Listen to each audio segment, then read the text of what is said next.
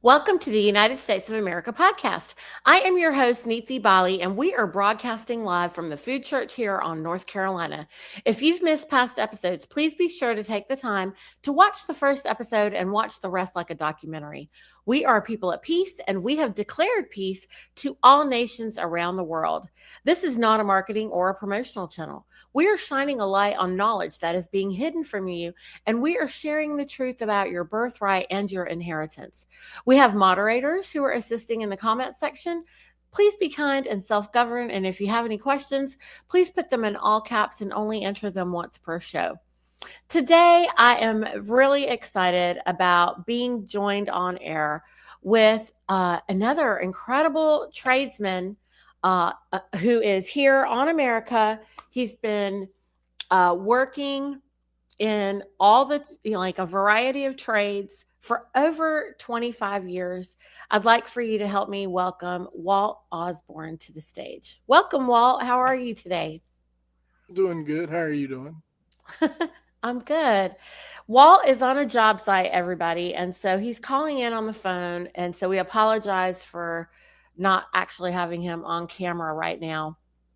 But Walt, I really appreciate you making time to speak with me today. And this episode is really special, guys, because Walt is interested in learning how to do whatever he has to do to be a declared American and getting back on the land and soil. And at the same time, he's been helping young men and women operate in an unincorporated fashion. I think kind of like unknowing, well, not unknowingly, but it was kind of just a natural thing that was just happening. Is that right? Well, or how would you describe that? Well, so it's odd, with the government that we have instilled here. They've set up licensing procedures and requirements and everything else for people to be an electrician, to be a plumber, or for HVAC, for air conditioning installation, or welding, pipe fitting, all those different kind of deals they've established, and it does hinder people that do have true skill sets that does not have those license. Um, and with me working in the construction field and the construction industry all my life, there's been programs that have been established, that are kind of like a third party structure Hmm. that do offer training for individuals that are new coming in or have a desire for skilled trades, and don't have a means to acquire those skill sets. They literally have a training program that's almost an apprenticeship based system, and it provides a nationally and internationally recognized certification, for that skill set. And Wow. it's not a license, but it's a certification, that you hold a credential that shows that you have been trained or tested, knowledge and physically tested, because there's a hands-on portion of it that you prove that you can transfer that knowledge to hands-on application, and This, and it's recognized nationally. wow. This is such a big deal. I was so excited to have met Walt because I've been looking for a way for young men and women who are interested in trades to be able to operate their businesses fully unincorporated. And the obstacle in all the cases is, how do we get them educated? How do we get them qualified? Because by being unincorporated, by being unlicensed, this does not by any stretch mean that we are promoting or supporting or condoning, um, you know, lack of safety, lack of proper training and education. And, America was built on skilled craftsmanship and tradesmanship. And actually, Walt, I don't know if you even know this, maybe you do, but America was built on a guild system, which was fully unincorporated, and it was long before the banks. Did you know that? No, I wasn't aware of that. Yeah, so we actually always operated on this guild system, which that's a whole nother show that we can get into. We won't do that today.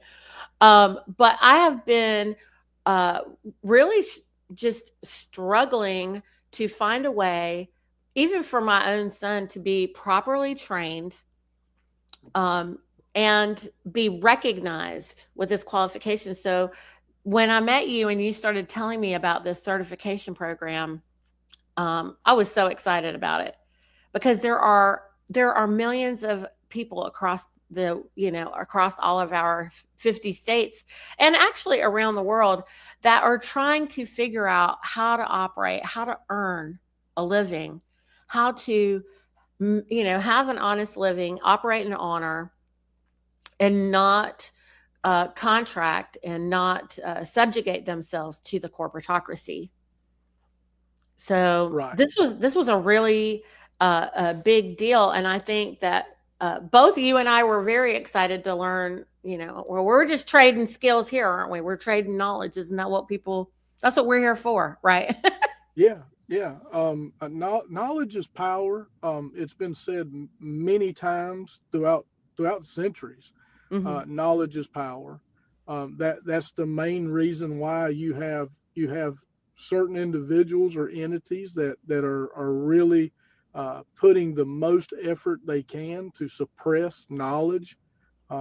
It gives, if the people have the knowledge of everything they could absorb, Hmm. they become more powerful, um, and self-sustaining, self-sufficient, rather than having a dependency style setting. That's what we're dealing with today, every day now.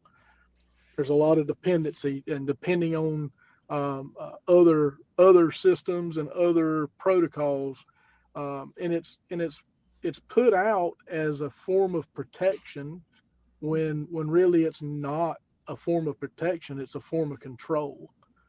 Right. Right. This is the big deal, is everything is guised under safety, being safe, um, and convenient, right? Yes. Yes. And they also have this false, I'm going to call it a veil of goodness, because they know.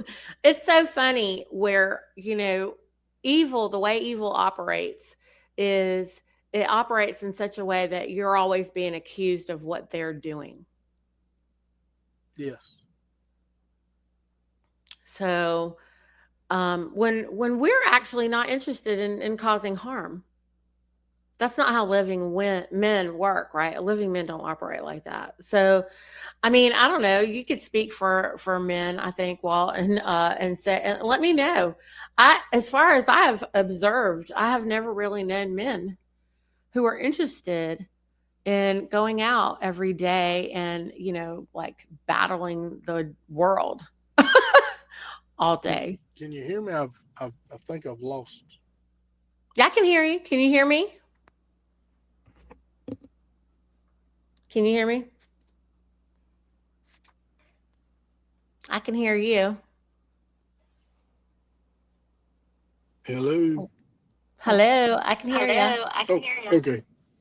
Yeah, for some reason I lost sound. I apologize for that. Are you using some type of Bluetooth speaker?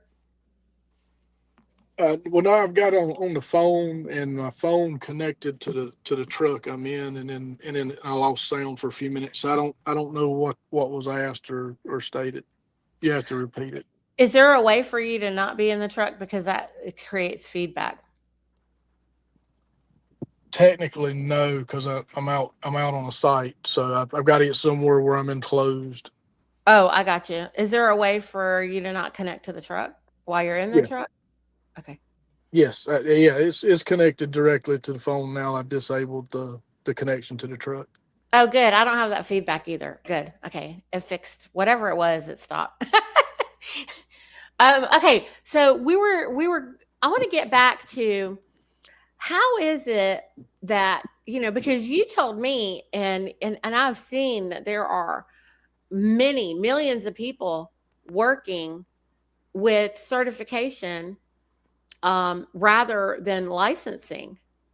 And so, could you tell us a little bit more about that?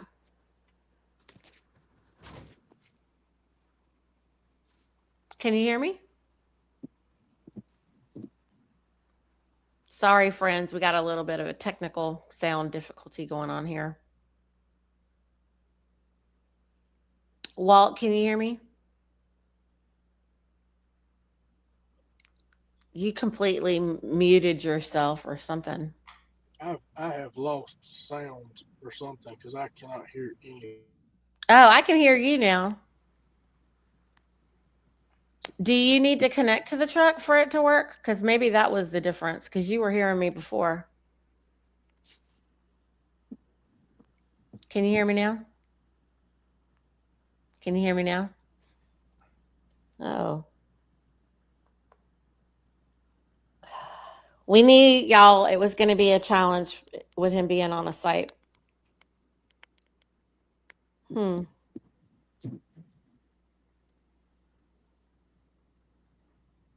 Um,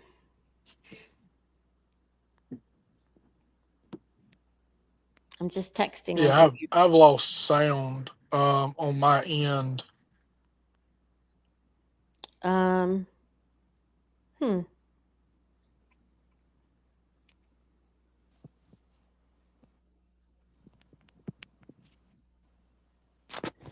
I'm just Okay, I've texting got with him. sound. Yeah, I've got sound back. Oh, good. Oh, I, good. undoubtedly, it must be something to do with the area that I'm in too, and I apologize for that.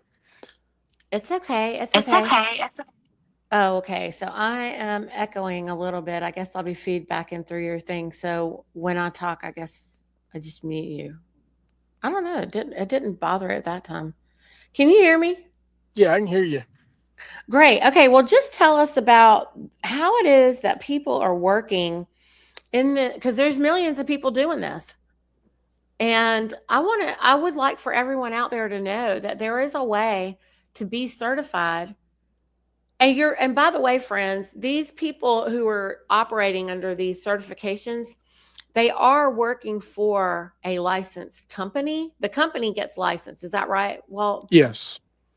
right. So, but personally, the individual man, the living man can remain unincorporated. And that's really the bigger point for at least right now, because we're in a moment of duality, where we are dealing with these dry dock boats on the land and soil, right? And Yes. so while that's happening, we just need to make it possible for men to be able to continue to earn no matter what. We need men to be able to work, to be able to earn, to be able to live and support their families and do what it is that they need to do. And so, can you please talk to us about how the certification program works? What type of trades that you guys train for, or that the certification trains for? Can you kind of get into some of that for us, please?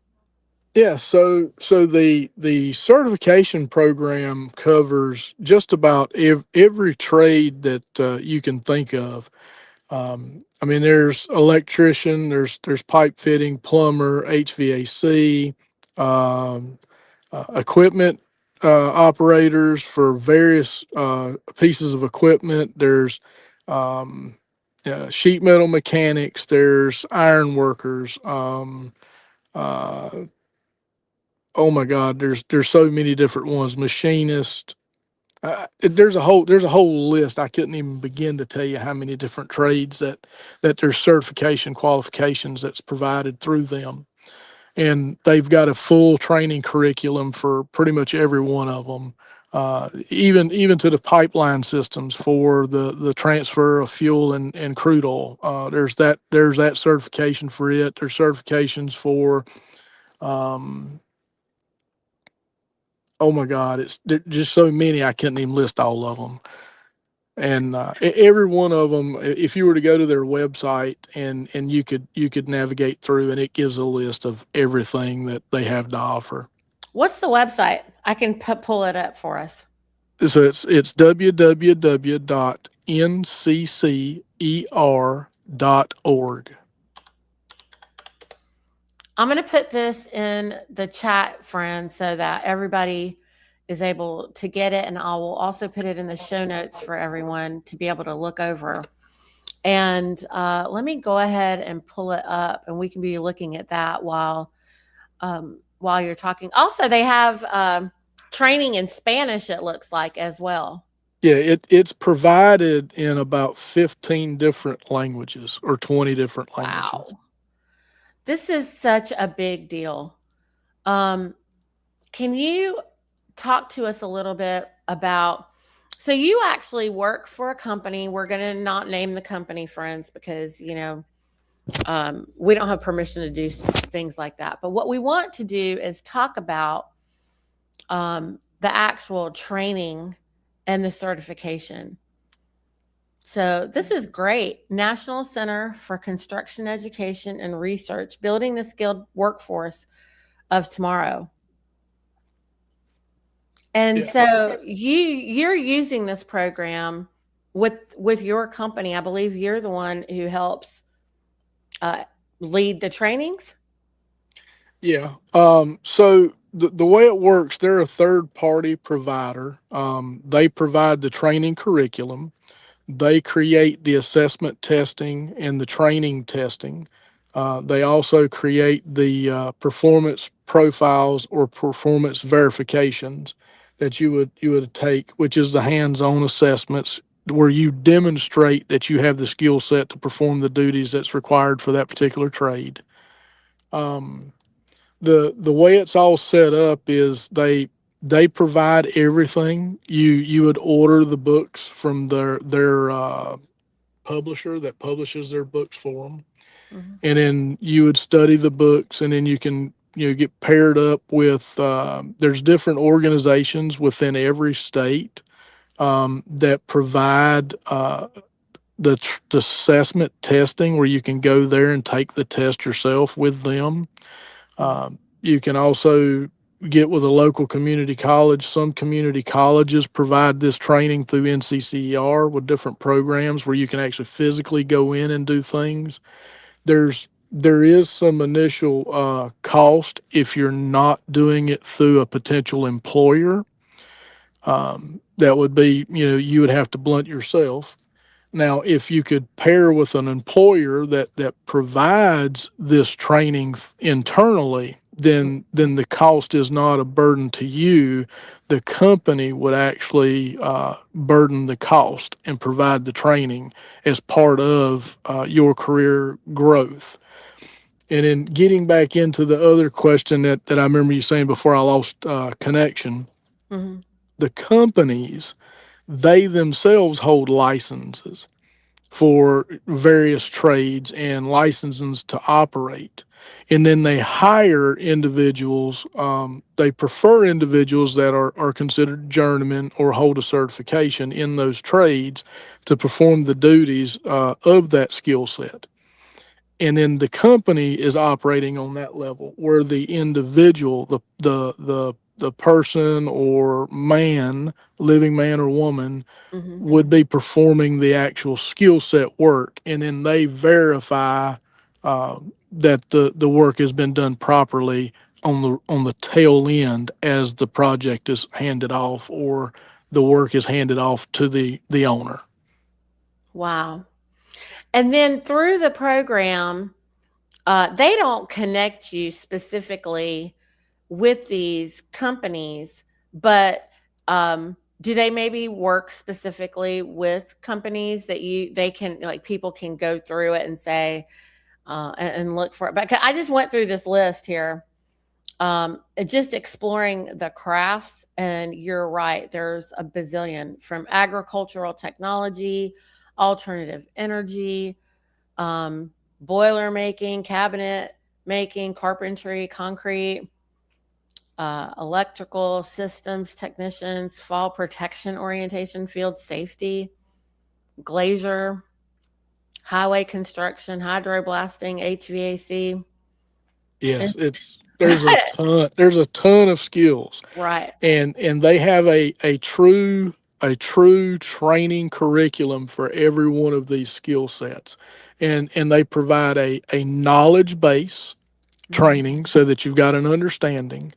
And then on the back side of each one of these skill sets, it's also paired with hands-on tasks that are related to that skill set that you would get training. You would want to find a mentor, so to speak, that's Mm-hmm. already got some of this skills or training under their belt that would really teach you, the applications, and then you would process back with, different tasks under a testing environment to show that you have mastered that skill or that particular task associated with those skills.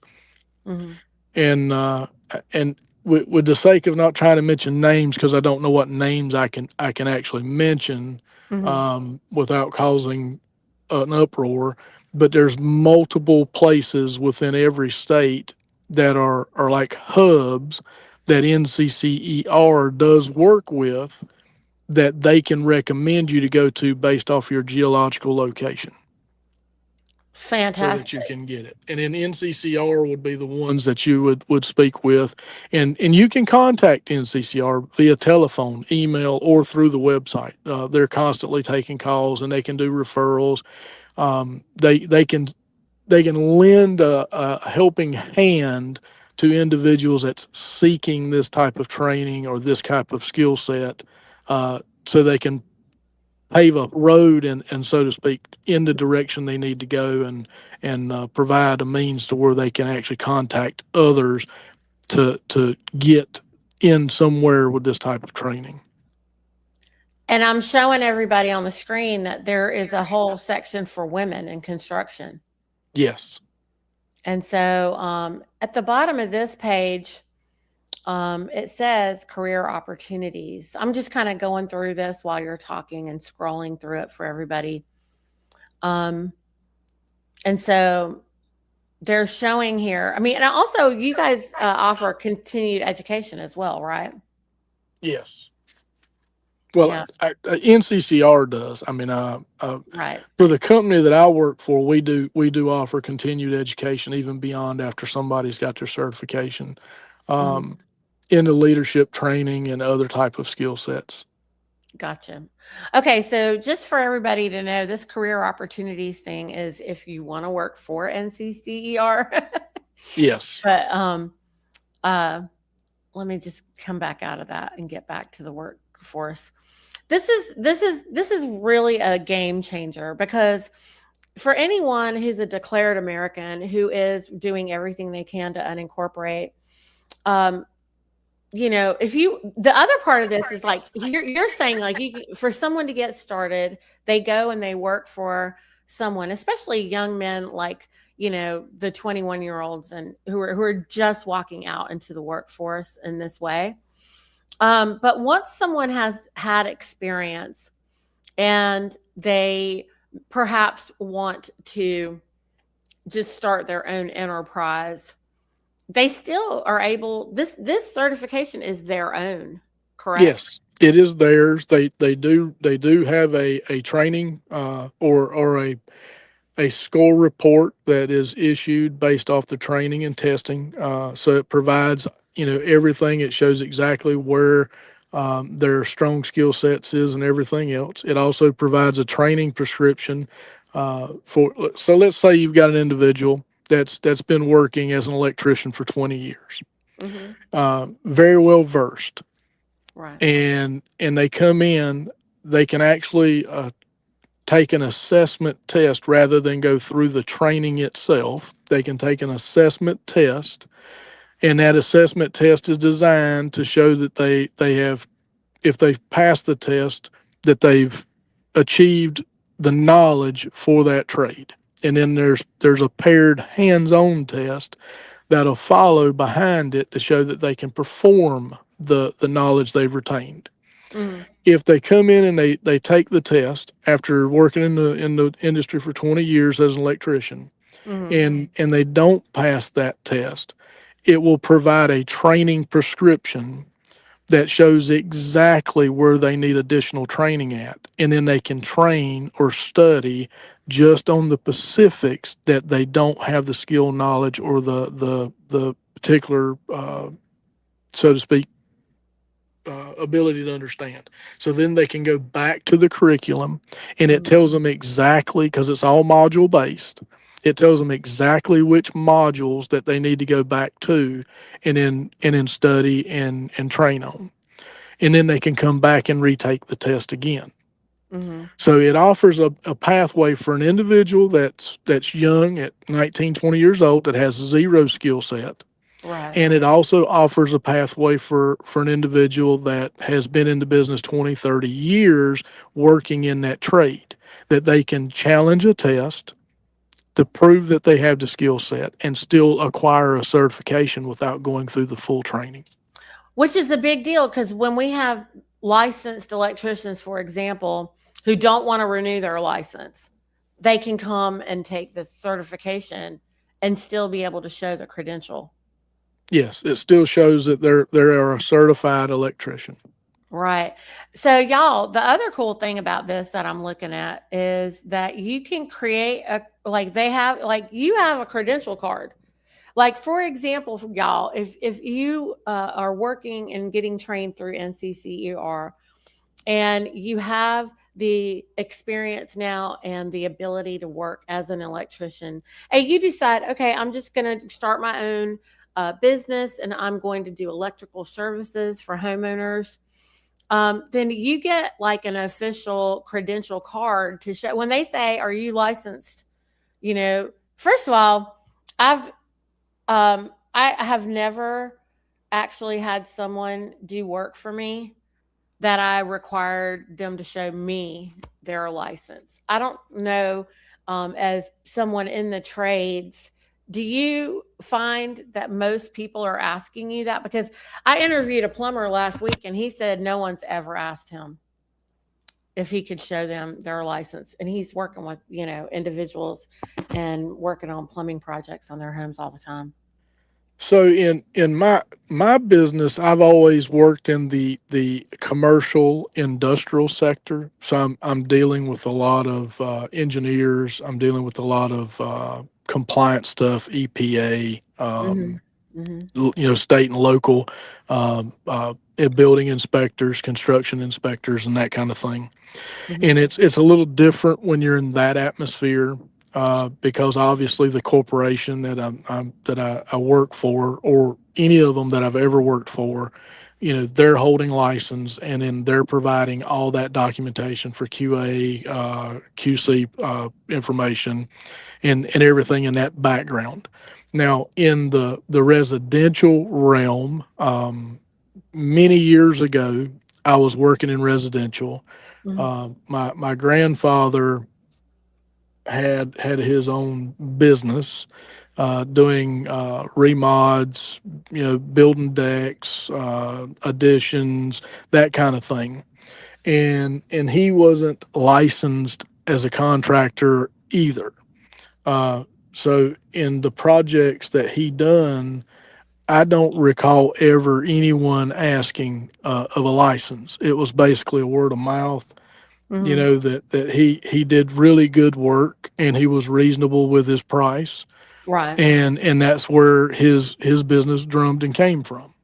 Right. Now I'm sure with this corporate entity that we've got hanging over us, with all their building permits, inspections, and everything else, they say, well, you have to have a licensed electrician, a licensed plumber to do this work in order for it to pass inspection.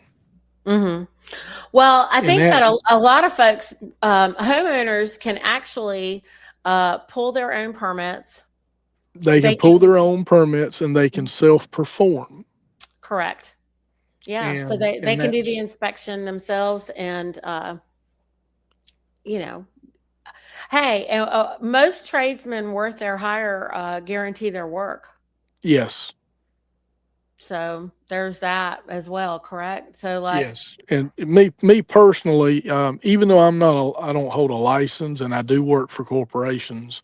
mm-hmm, Anything that I'm hired to do that's in my skill set and my trade, mm-hmm, you know, I'm gonna put everything I got into it to make sure that it's almost perfect. I mean, it couldn't be any better than if God Himself had put it there. I'm gonna do my best to make it that way because my name is on it. It right, represents me.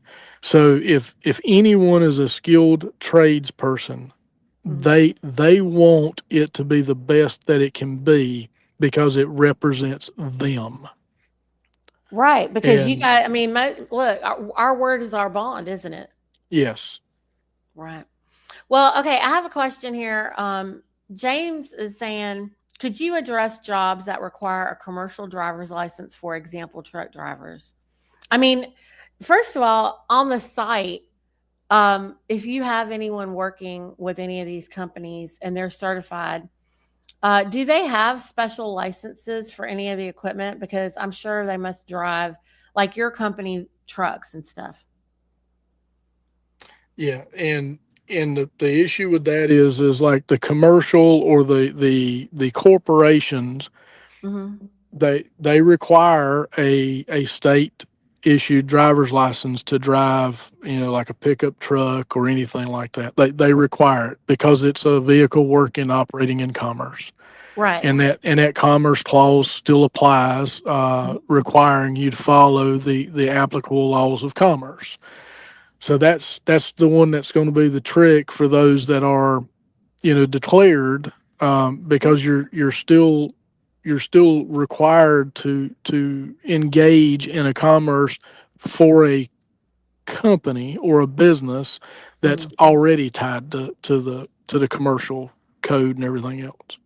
Correct. And James, I just want you to know out there watching in YouTube land, um, that we declared Americans have superior, concurrent, general jurisdiction in all the realms, and so therefore we are fully capable of holding a commercial driver's license, to be able to perform these duties, especially when you are using equipment that is not yours. It belongs to the corporation because we operate in honor. And so there is nothing stopping you from maintaining that. And even Anna has said, you know, there's no reason you shouldn't keep a driver's license if you need it for work. And then when you're traveling freely on your personal time in your own private property, then you operate in a different way. You got to, that's where she's always saying to us, Walt, that we just change hats. You know, when you're Right. at work, I'm sure you wear construction hats and equipment and you have a uniform perhaps or something, some safety gear, right? Yes. But when you're just with your wife and the babies and you just riding around living your life, that's a completely different scenario. And you don't have all that stuff on and you're not on the job, right? Correct.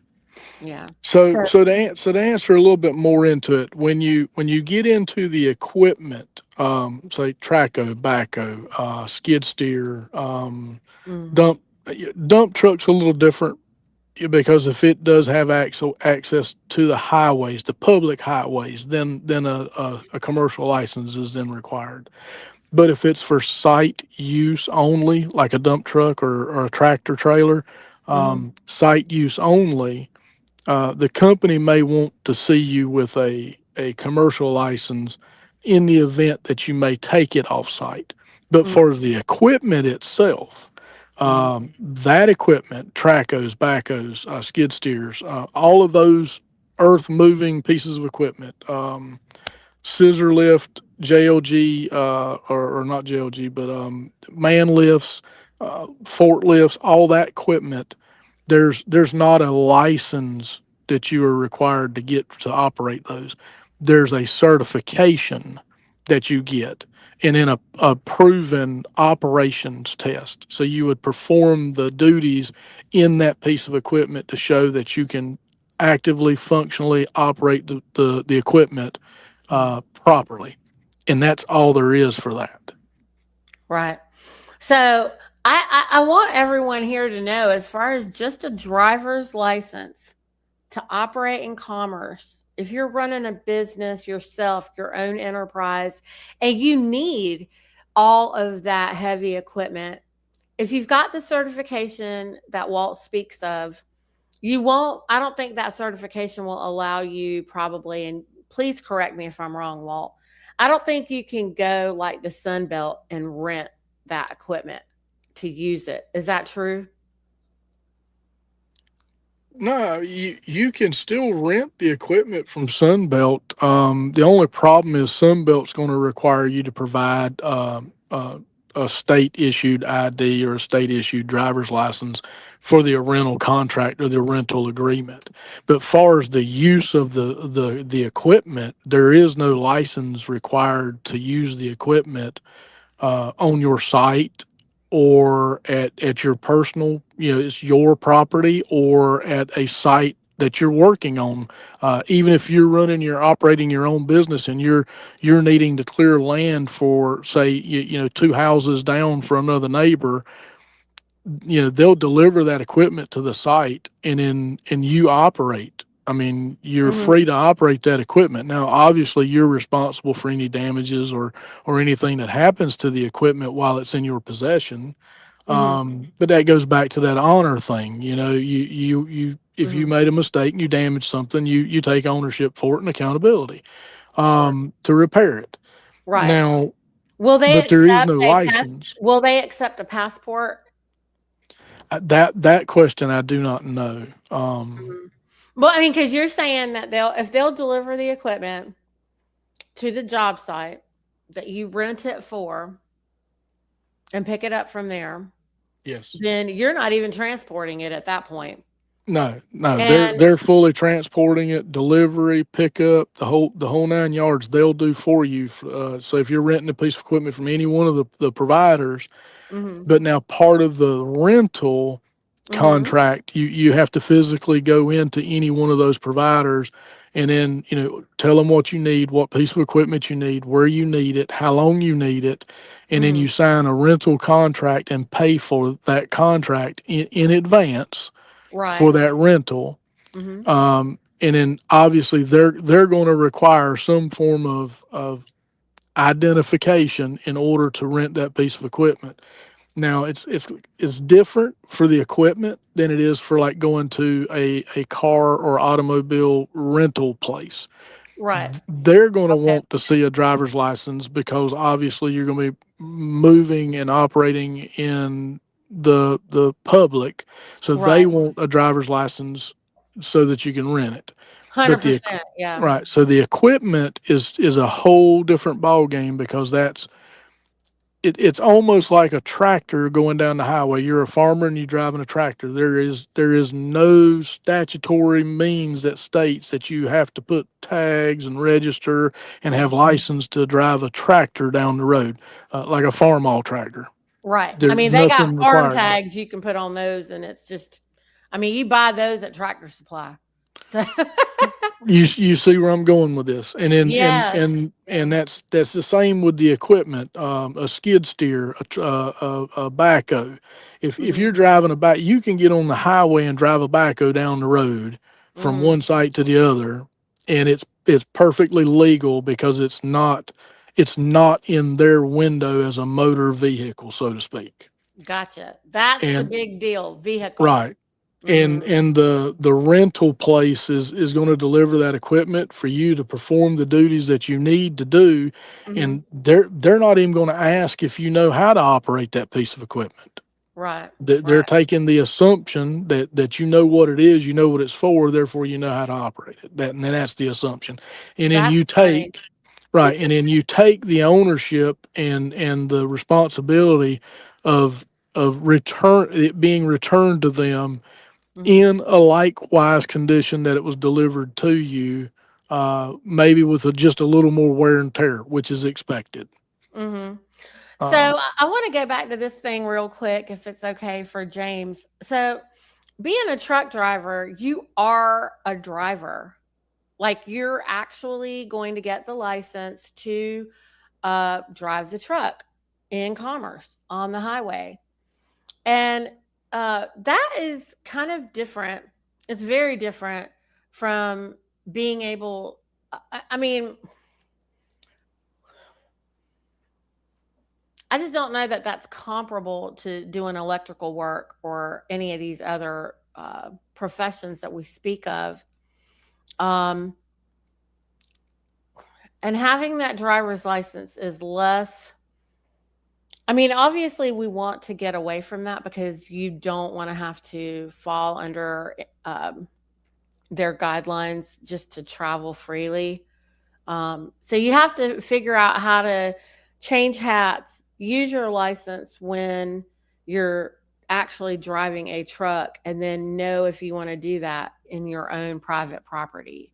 I think that's we probably just need to do a different show about that. So I just wanted to close that yeah, up and get that off the screen and move forward with this other, because this is a big deal that people should be able to, like, men should be able to go rent equipment, do their landscape work, do what other construction projects, like, rent the equipment to be able to do the plumbing, to be able to dig up and do whatever they do with the pipes and the connectivity of it all, of those type of things, and for electrical work. What about working with new home builders and things like that? What do you have that you could share with us in that respect? so, like I said, in my experience was many years ago. You can get paired with a licensed contractor, and then Mhm. you can subcontract from him Mm. to perform the construction process of building homes. Mm. You're not required to hold a license, because he's operating on the license level. So his license would suffice the building inspectors and all of that. You're actually coming in. Let's just say you're a carpenter and you dry frame in houses. Mhm. You can bring in a crew of people, and you're not required to be licensed as long as you're subbing the work from a licensed contractor that has the whole general uh, build out of the house. So he's responsible for everything. He's responsible for the electrical. He's responsible for the plumbing. He's responsible for all of it. Um, you could come in with a crew of people and then do all the dry in work yourself. That's, the floors, build the walls, dry it all in, put the rafters and everything else on, dry all that in. Then the Mhm. inspector, the one you subbed from, would call. You'd let him know, okay, we're done. He would probably come out and walk it and look it before he calls on the inspectors. If he sees anything that he knows the inspectors are not going to let go, then he can direct you, hey, I need you to fix this, this, and this. And then he would call the inspectors once you've completed that. And then the inspectors would give him the approvals to move forward with electrical, or whatever else and that's the intermean between the two worlds, I'm gonna say. Mhm. But if you're dealing with the homeowner direct, the homeowner can pull permits and do what's called self perform. Mhm. And in as long as he or she is directing all the work, then they're responsible for dealing with the permit issues that come up and the inspections that come up. And you work directly for the homeowner yourself. So Therefore, this is good. Like, you feel like if an electrician is trying to look for work, and there are new home builders in an area where he wants to work, that he should be able to use his NCCER certification to apply for work, to work under them, and it would be good for them to be able to work with him as an independent contractor for them. Right. So you've got licensed electricians Mm-hmm. everywhere within the area that's installing for residential electrical. Mm-hmm. You being a certified electrician, you hold a credential, you can prove that you're certified, you understand and know how to perform the work. You can go to any one of these people that are licensed and say, "Hey, I'd like to sub doing all your electrical work for you." Uh, you you could become an employee, but that kind of puts you in that other field. But you can go to them and say, "I want to sub the work. I don't hold a license, so it would be your license. I want to prove to you that I am an electrician. I do have the certification and qualifications to do the work." And then if they're willing, they can sub to you the work that they're needing to install. They may have 20 houses they may need to get wired. They may not, excuse me, they may not have enough people that work for them directly to be able to do all these houses that's got to be done in the time fashion that's required. So you would be offering a service to them as an electrician that they could utilize and use, and then all he has to do is go by and look at the work that's performed as it's being done to verify that it's been done correct. This is so powerful. And, like being a declared American and going to them and saying, hey, friend, I would like to be able to work with you on this project, doing the electrical. Here are my credentials to, to prove my qualifications and experience. Um, I'm not looking for benefits. I'm not looking, for you to nanny me in any way, shape, or form. And as a side effect, I would just like to be paid, in cash or 1099 or something else, right? Yeah, yeah. And there is, I mean, there is licensed individuals that will pay out on and it's called sub.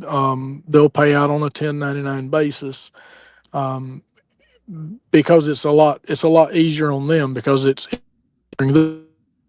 to fulfill the requirements of our how do I say this? I'm gonna just say I still don't know a whole lot. I'm still trying to learn as far as the declared side. So I look at the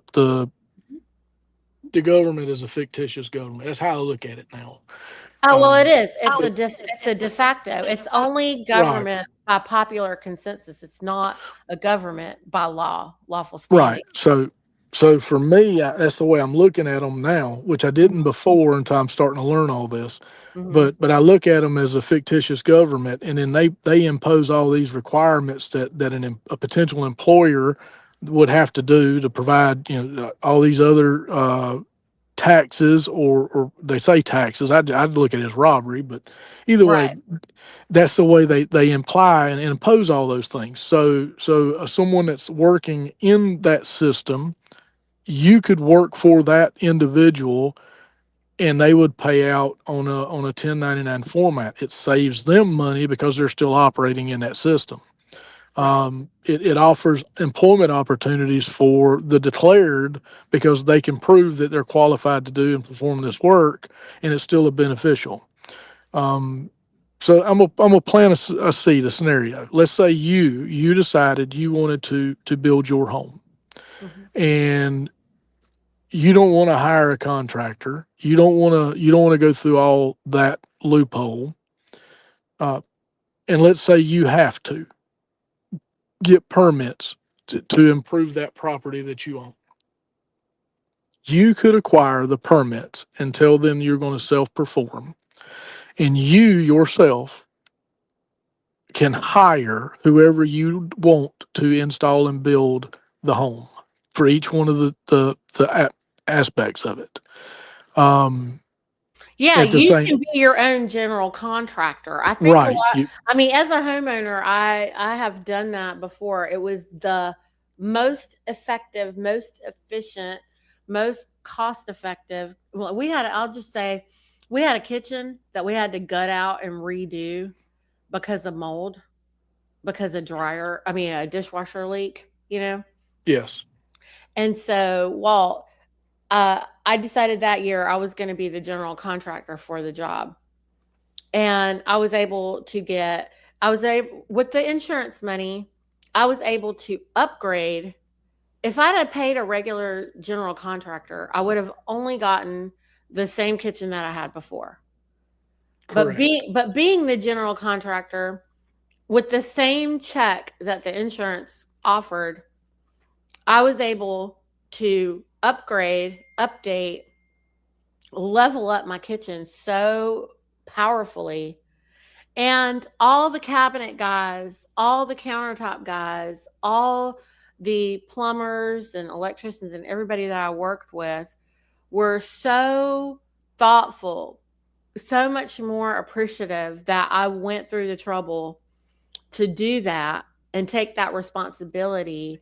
And the craftsmanship and the vision that they brought, because I mean, for me it was a little more work because I had to get everybody together and, like orchestrate it and together and have them talk to each other. But the design that they came up with for my kitchen, which we had to like rip everything out down to the subfloor, I mean to the crawl space, basically it was just a big hole in the ground, right, Yes. in the house. And so they got to redo. And so the plumber could explain to me why he wanted to plumb it the way he wanted to. And same for the electrician and everybody else. And the design that was a side effect of that was such high quality that I cannot express how powerful that was. And just even the design of the cabinetry was incredible. And so I really encourage people out there, homeowners, you know, if you really want to do something powerful for yourself, if you're updating a bathroom or a kitchen or anything and you work with the subs yourself, the ideas that these men come up with are incredible and so much more rewarding for you in the end. But for them, the satisfaction, those guys were so excited to do the work wall. It was awesome. They were Yes. so happy to come to work because they were putting together something they wanted to do. Yeah, they got to put their skills on display Mhm. for you and everyone that would come to your home in the future to look at. And at the same time, it also you yourself, when someone comes in and sees it, oh wow, who done this? And then you tell them who done it, it opens the doorway for those people to garnish more work and build more income to sustain their families. And that's why I say you take pride in what you do. If you take pride in your skill sets and master your skill sets, you will not have to worry about being able to sustain a living, so to speak. Um, Yeah, and those guys all made friends with each other because they didn't exactly. know each other. And the recommendations I was making, those guys together, I know that they worked on at least 10 more homes of just people that we referred. Yes. So it was, I mean, because people would come to my kitchen and be like, how did you do that? And oh, you always hate that one cabinet in the corner that you can never use because it's so useless. And they had turned it around for me so I could use it from the other side. And it Yep. was amazing. And it had pullouts and it was, I mean, these little things, okay? But it was such a big deal for me to be able to use my kitchen and be excited about it. But my friends and everyone else, I mean, there was a lot of people who they weren't really my friends necessarily, but colleagues, people who I knew in the area. I gave lots of referrals and those guys did, they continued to develop and mix their networks together and we're able to move forward and do so much more great work. Yes. And Well, it's important. It really is. Our society, so to speak, in a whole has got a mask uh, betrayed upon it. and they've got all these requirements, and I'm going to say this, and it's probably something I need, it needs to be said, but I'm going to say it, and some people may not like it, but if you go back into the licensing process Mm. for some of these skill sets, there's only like 20 or 30% of the testing parameters that you're being tested upon that actually apply to the skill set itself. The other 60-70% of that test is more related to legalese and real estate law and all these laws that they've manufactured. They're not laws. You mean the policies, the You procedures, but you that I know, but they codes? portray it. They portray it. That's the reason why I said it's a mask, because they portray it as laws, Right. and that's what you're being tested against in order to receive those license. Um, and I know you told everyone in the beginning, I'm not declared. I'm still learning. There's a lot of things that I've been researching and looking at. Just like I was introduced to Black's Law, Hmm. going through definitions of things, and even the definition of license. When I seen what the definition of a license is, it just blew my mind, because I realized, wait a minute, it's illegal to do Hmm. this. It's illegal to get married. It's illegal to drive. You know what I'm saying? And Right. it opened my eyes, and that was the first real opening for me to really start investigating a lot more things, a lot deeper. And I'm still learning, and I'll be honest, I don't know that I'll ever fully understand every avenue of it, but Hmm. I'm seeing where the mask has been pulled over, the wool has been pulled over my eyes by the entities of power. The corporate veil. Uh-huh. Yeah. Well, you should check out Bovier's dictionary, because Black's Law Dictionary is the water jurisdiction. And Bovier's is the land jurisdiction. And you will find very different definitions there.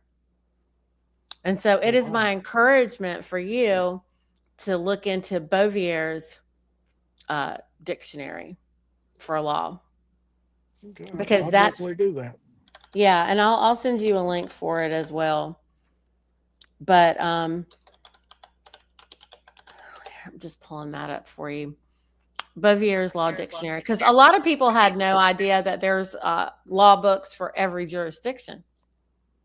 Yeah, I wasn't aware of that. This is news to me. So it's still a learning experience. Like I said, I'll probably never fully understand all of it, but Well, you will. I think the more you dive into these things, and it is the reason why we're following Anna's work too, right? Like, yes. because it is just a more focused compendium, with the Yeah. answers for what it is that we're looking for. But I do encourage you to order a Bovier's dictionary. I'm looking for a good um, link that I want to share, but I'm unable to find one right this red hot second. I have it actually in the United States of America link tree that's in all the show notes for every episode. If anybody goes there here on YouTube and clicks that link, then there is a link for Bovier's. So just kind of go there and check it out. Okay. We have another great question here. If you do a 1099, a lot of times they want you to provide your own insurance. Is that correct? Because that's this is Sean's comprehension. And from what I know, Sean, um, it depends on who it is that you're doing the work for. Is that not true, That Walt? that that is correct. If you're doing the work for someone that is pulled permits to do self performance, they may want insurance information. Uh, they may not want insurance information. The whole purpose of the insurance is to protect the property that you're actually constructing. That's the purpose of the insurance. The other insurance issue comes up if you have people that are working for you directly, and you're paying them. That if they were to get hurt, then they would be covered. to take care of their medical needs and other things. And it's weird because it's kind of a shady gray area because it depends on who you're doing the work for. If you're working for a contractor that's licensed, you can work under his license and his insurance, but that's something that you would negotiate with that individual and for his business. Obviously, if you're working, if he still requires insurance, but you can work. Uh-oh. Hello? You just muted yourself or something happened. While Walt's trying to get back to us there, it could have been that his phone rang and it would mess it up as well. But if you're working with a homeowner, Sean, it would behoove you to be a little bit knowledgeable to let the homeowner know what their homeowner's insurance will insure. And also, I know a lot of folks that are operating their enterprises and they have an insurance per job, that they offer. Hello. Yeah, I can hear you now. There you are, Walt. I can hear you. Oh, you can't hear me, I guess, but I can hear you. It might have been that his phone rang or something, friends, and then it went back to whatever it was doing before when he couldn't hear us.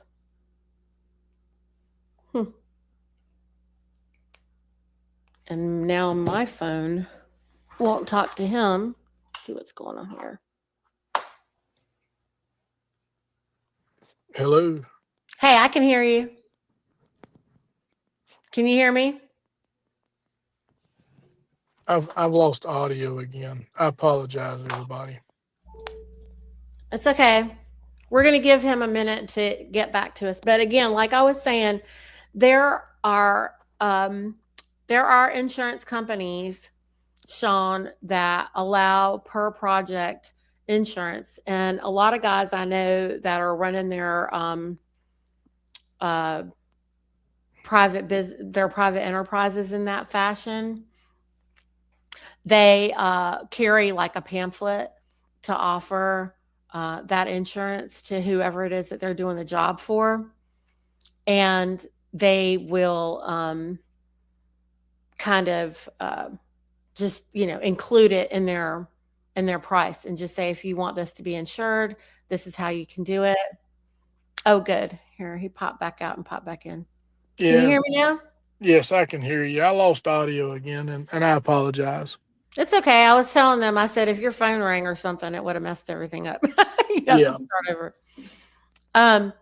What we were going over was, people who, when you as an individual entrepreneur, if you're working on a job site for a homeowner, for example, and they, are concerned about the insurance or whatever, then I know a lot of folks that will, before they start the work, offer a pamphlet of, hey, if you would like any other insurance for the work that I'm doing here over and above your homeowner's insurance, then here's a policy that I can offer you, and I can include it in my rate for this job. Are you familiar with what I'm talking about? I'm not. Like I said, it's been so long since I've done anything on the residential side, so I'm not sure about that part. I know on the industrial commercial side, we we operate under the corporation that I work for, their policies. So everything's kind of covered there, and that's all provided. Years ago, I do know when my grandfather done stuff, if the homeowner or the contractor that had the job originally, the GC so to speak, if they required insurance, then he would simply go and just purchase an insurance policy for what their minimum requirements were and provide them that policy. And then as soon as the job was over, he would just cancel the policy at that point. Right. So Right. I've seen a lot of that. There's we'll look into this. Sean, and I'll try to do an episode about it because I know that there are liability policies like that are on a per job basis that a lot of men I know incorporate into their quote. And they say if you Yes. want it insured, this is extra. Your homeowners might cover it. And a lot of homeowners refuse it because they have their homeowners, or they take the onus on themselves and they just take responsibility for it. Right. So just so you know, there are several of these options, and the same for when you're working for these employers. A lot of them, Sean, will make sure that you're covered under them because they still. And tell me if I'm wrong about this, Walt, but they save so much money 1099 in you versus having you as an employee. It's cheaper for them to just, you know, have you covered. Like, Yes, it's a lot cheaper. So in the employment side of things, mm-hmm, obviously a corporation's got to provide, most of the time there's a requirement for benefits. There's a requirement for the SSA or SSN, the Social Security Act, the Medicare Act. So they're having to match whatever they're taking from that individual going into those funds. Um, and then obviously the whole taxing bracket system. Now they've got to run a payroll system that's got to provide that taxing that's got to be paid on a quarterly basis. Excuse me. It's got to be paid into the state in which you reside and the federal, that whole fictitious system. And then they've got to manage all that, and it's all got to be calculated right. And it's just easier for them if they just did a 1099, and then they don't even have to account for any of that. Their accounting doesn't have to account for it. They don't have to pay for accounting processes to cover it. So it's just so much easier for them to do a 1099. But a large corporation, mm-hmm, uh, when I get into saying large, I mean, large corporations are, their hands are bound, they're tied. They end up having to play in that system. So they typically won't do a 1099 deal, but they will do subcontracts um, occasionally. Most of the time, they want to contract it themselves and then just hire you to perform the work, which, from my understanding, goes into a different thing I don't think we've discussed or talked. And this is something that I'm still curious, I don't understand. mm-hmm, And that's if you're declared mm-hmm, and you go to work for a company that requires you to provide all this information and then tries to force a W 2 and a W 4 and all this on you. mm-hmm. What's the process in that to where you're not engaging in that system under their idea that you agreed to something. You know what I'm saying? Hmm. Well, I mean, first of all, we can show you how to fill it out. What?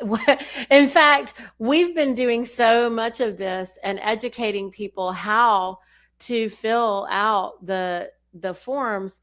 They're making it more difficult. There's so many people declaring and exercising this. The fraudsters. Every time we do something, they pivot. Okay, well, so the water jurisdiction, the water is the reflection of the land. Every time that we do something, because we are the creators, right? When we Yes. do something, then they pivot in the reflection. So you might have noticed that there more and more companies are trying to require you to do everything online. They want Correct. electronic signatures, electronic, only online, nothing on paper. Correct. And by removing it, like by taking away the paper, they are trying to take away your power. Because when it's on paper, what do? We can just mark out wherever it says the wrong words, we just correct it, right?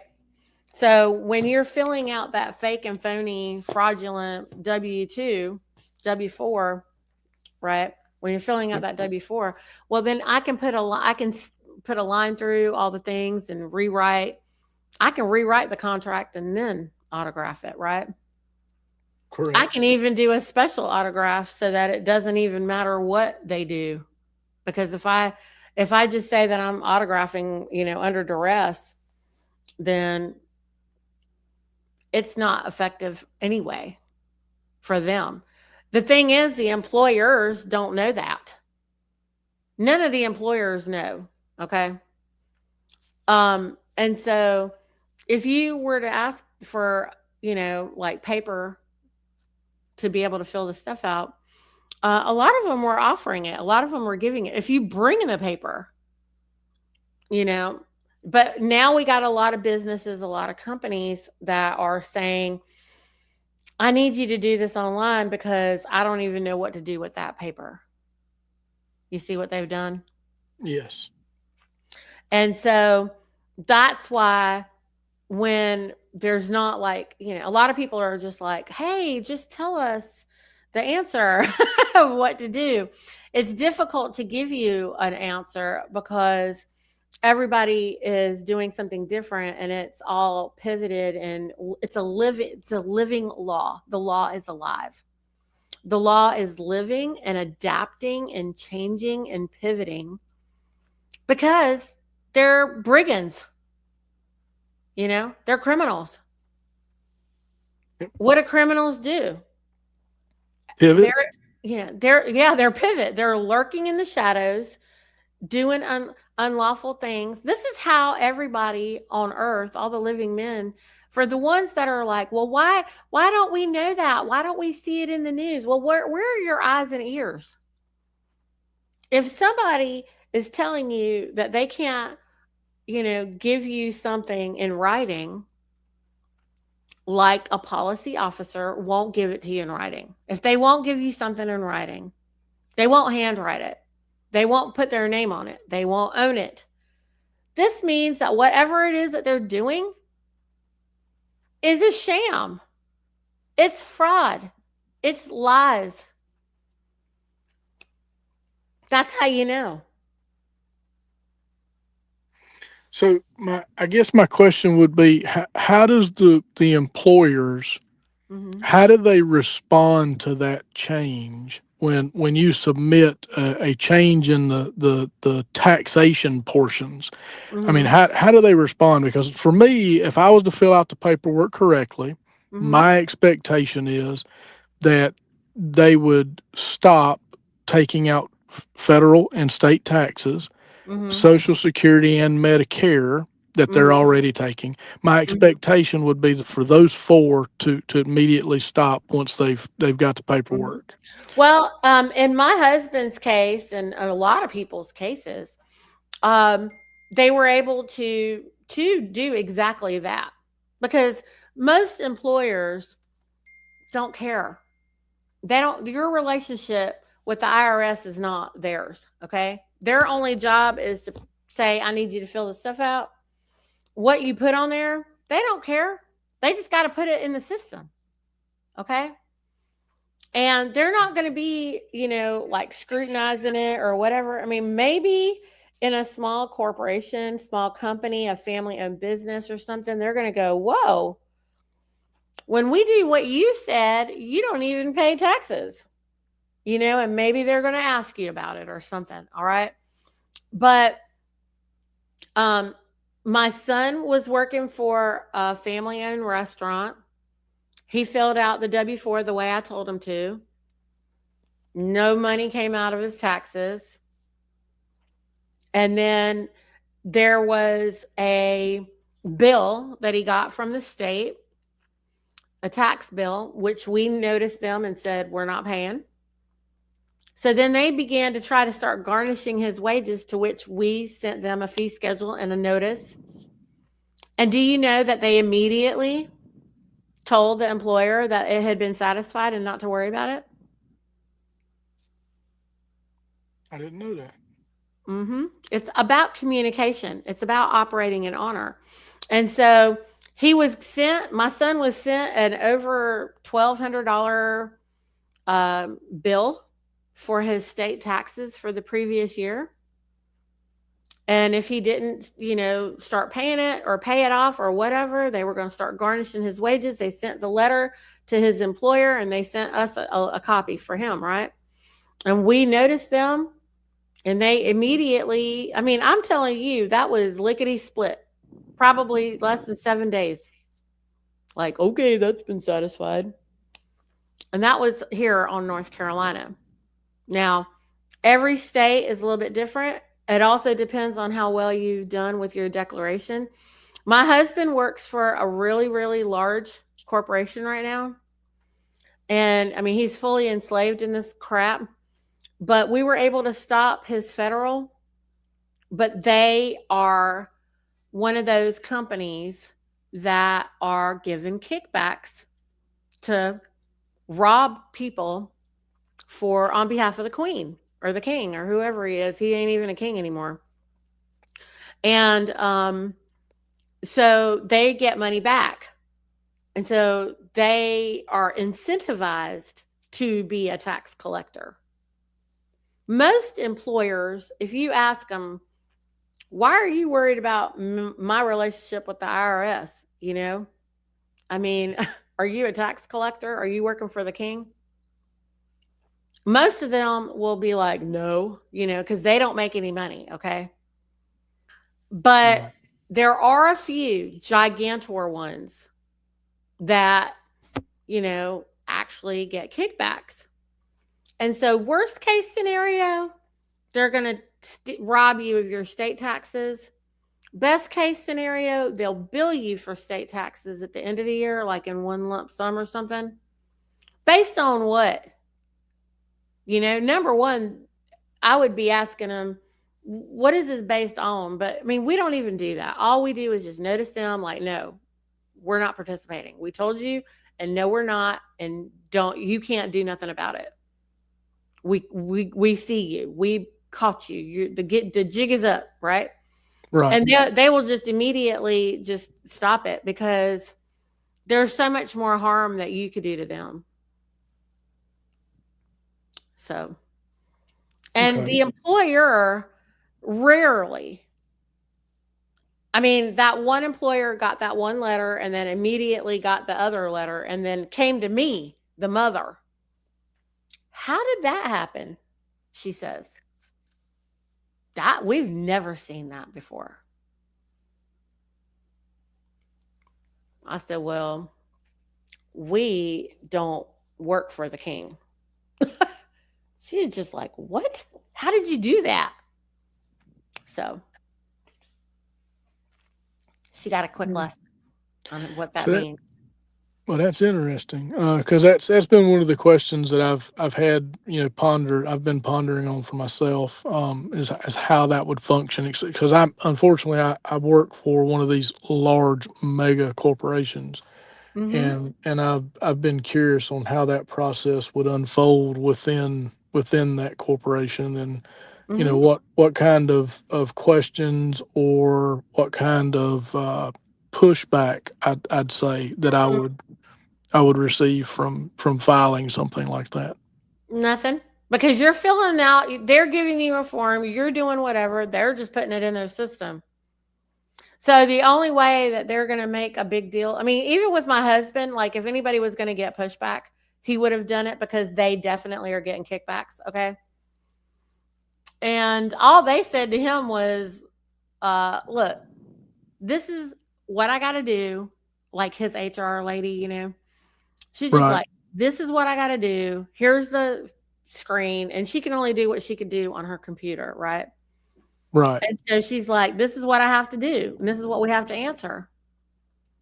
And she's like, there's nothing else I could do about it. But interestingly, when because that company's so big, they got several contractors. My husband was a contractor for them for years.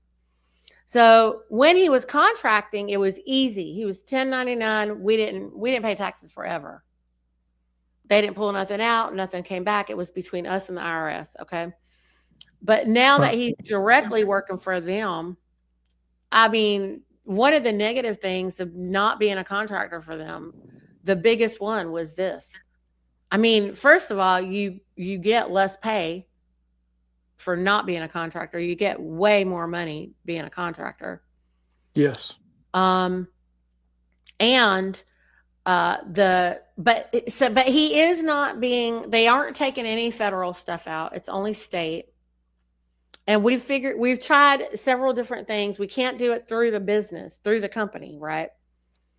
And Right. so we're going to try, we're trying to just notice them. Once they get the money, the state should be able to cut the check and give it back to us. So we're going to just try noticing them again and see if they don't just give us the money back, like an end of year thing, you know? Right. But I mean, it's not very often that brigands give their loot back to whoever they stole it from. You know? Yeah, I can understand that. Yeah. And so we could file if we wanted to for the state just to, I mean, and claim everything, right? And try to get it back that way. I mean, if you want to play a game, maybe I have to just play the game. And the thing is, as creator, we stand over them anyway. We have the ability to play that game if we want.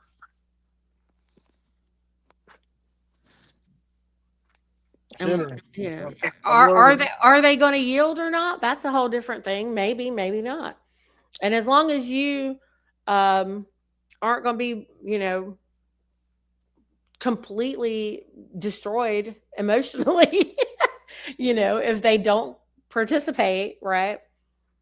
Then whatever. But I mean, like I said, if they try to garnish, it's easy to give them notice and they will yield.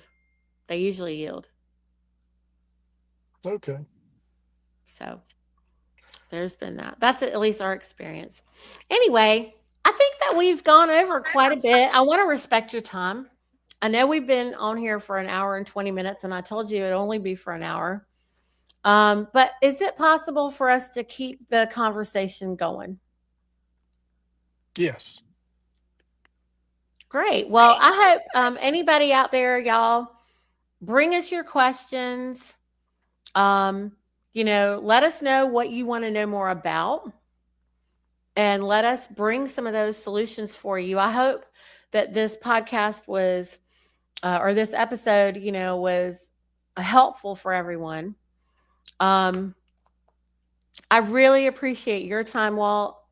Thank you so much for sharing your knowledge. If there's anybody out there who's interested, I mean, check NCCER out.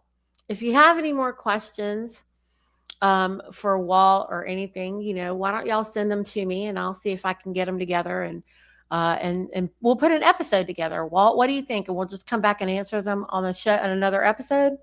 Yeah, if we can get the pool of questions together, give me some time to investigate and get answers for each one of the questions, and we'll come back and do another session to where we can touch on every one of those questions and give a valid answer so that they've got a pathway moving forward. Yeah, I want everybody to know Walt's really busy. He's not really available. He's traveling a lot. He is instructing and traveling for his company. But, you know, hey, you want to put a plug in for, you know, we need more tradesmen. Yes. So I'm going to say this: the school system, the education system, for the public side, started withdrawing from skilled trades and started pushing college. I'm not against college. College is okay as long as you're going for the right reasons. But they started pushing college and withdrawing from training people on skilled trades. And there is such a shortage in people with the knowledge and the ability to perform these types of jobs that even these larger corporations are struggling so bad to get people to perform these tasks, these jobs, that they are paying enormous amounts of fiat dollars to get these people on sites to do these projects. And if you want a good, healthy career, you need to invest yourself into learning the skills and the trades.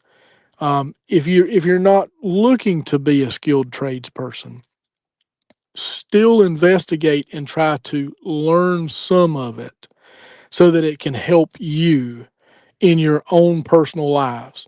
Because if you understand how to do certain things and you've got a light or a switch that's gone out or you've got a faucet that's broken, you will have at least the bare minimum skill sets that you could replace those simple devices yourself without having to pay somebody hundreds of dollars to do it.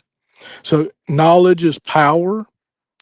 Absorb everything you can because you need it. And I'm not trying to get religious or anything else, but on the other side of the veil, what is it that we come into this world with and what do we leave with? It's the knowledge we gain while we're here. That's true. It's absolutely true. You know, knowledge of the truth is what will set you free. And hey, we believe y'all can handle the truth. Right, Walt? Yes. Radical self-reliance, friends. You need to start collecting skills. That's what we Yes. really want to send. This is the take-home point: is you want to collect skills like baseball cards. So if you don't do anything except go through this program just to get, as many more skills as you can, that's really what we're promoting here.